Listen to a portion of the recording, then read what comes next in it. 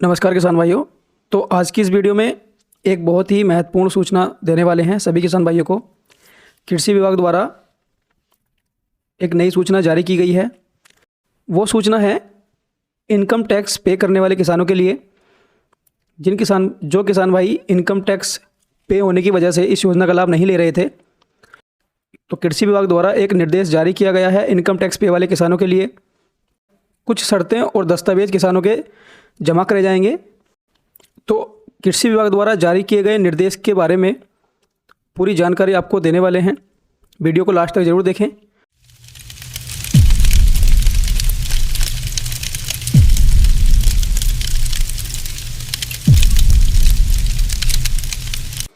तो जैसे कि इस योजना के अंतर्गत कुछ नियम व शर्तें लागू की गई हैं, जिसमें किसानों को इस योजना का लाभ लेने के लिए उन शर्तों को पूरा करना होता है।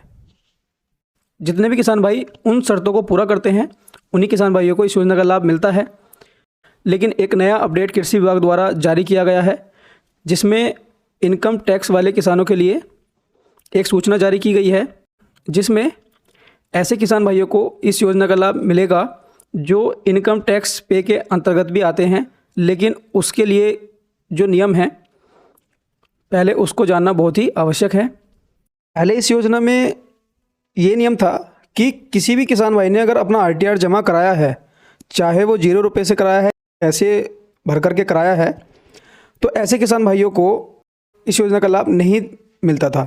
यानी कि अगर उन्होंने कभी भी अपना आरटीआर जमा किया है तो ऐसे किसान भाइयों को योजना से बाहर कर दिया गया था।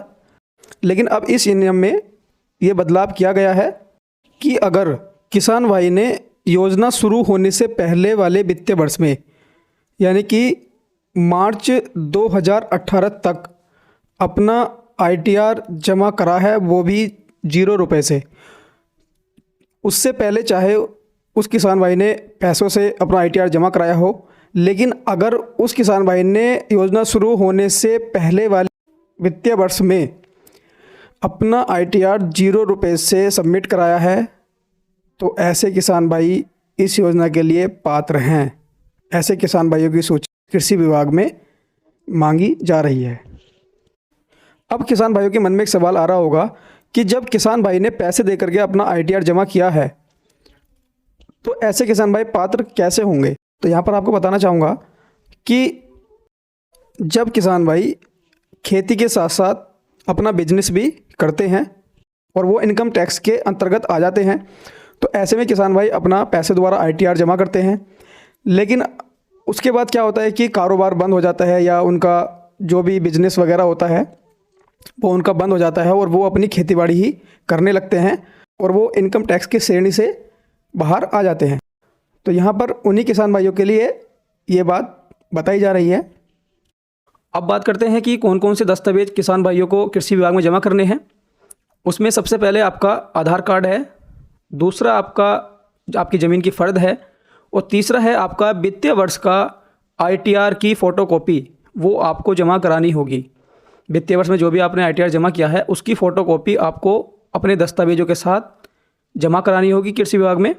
तो जितने भी किसान भाई इस शर्त को पूरा करते हैं, वो तुरंत कृषि विभाग के कार्यालय में आकर के अपने दस्तावेज जमा करा दें, ताकि उनकी नामों की सूची जल्द से जल्द भारत सरकार को भेजी जा सके और उनको इस योजना का लाभ भी दिलाया जा सके।